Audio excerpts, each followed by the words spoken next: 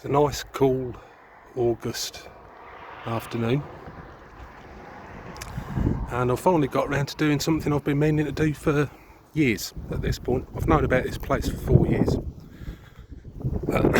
This that you see in front of you would have been a Decoy Airfield during World War II. So they'd have wooden planes that set fire to them, the Luftwaffe would fly over, bomb the place, hoping that they'd hit a main RAF airport or a town or something like that. Decoy airfields also came with these structures. They're called Starfish Decoy Bunkers. Basically this would have been your main operations room. So if you go up here, this is the main entrance.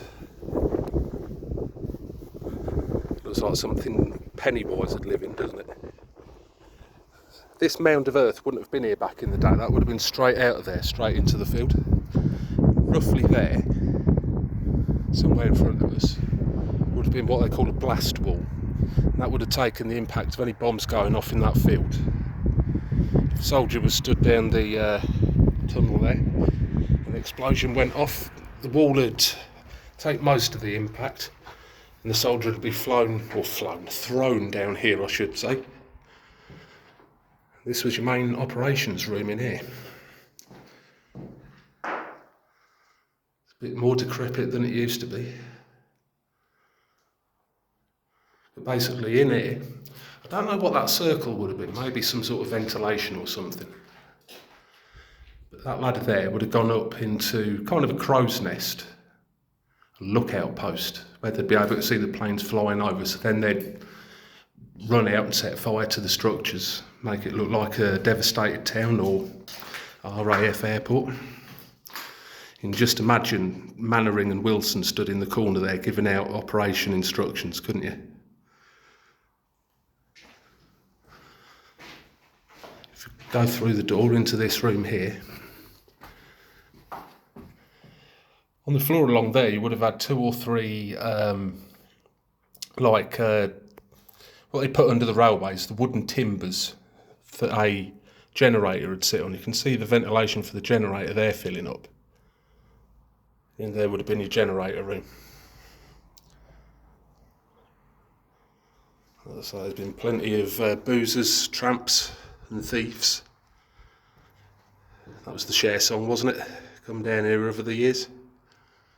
I'm glad to finally get back down here. I've been meaning to do it for bloody years. 4 years at least I've known that this place is here.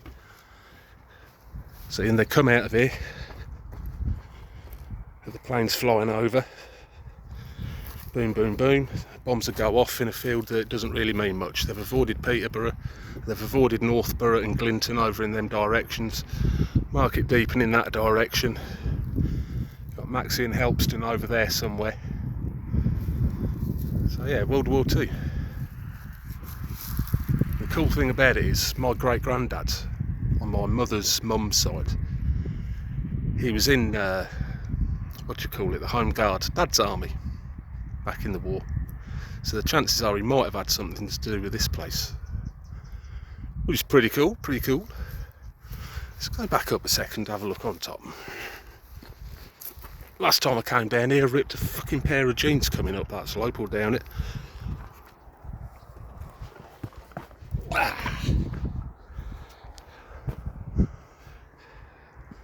Ventilation there, I'd imagine. Very unsafe structure now, there's cracks all along it. It's unfortunate that history is, coming apart like that. These metal rivets on top, not sure what they would have been. Something to do with it, definitely.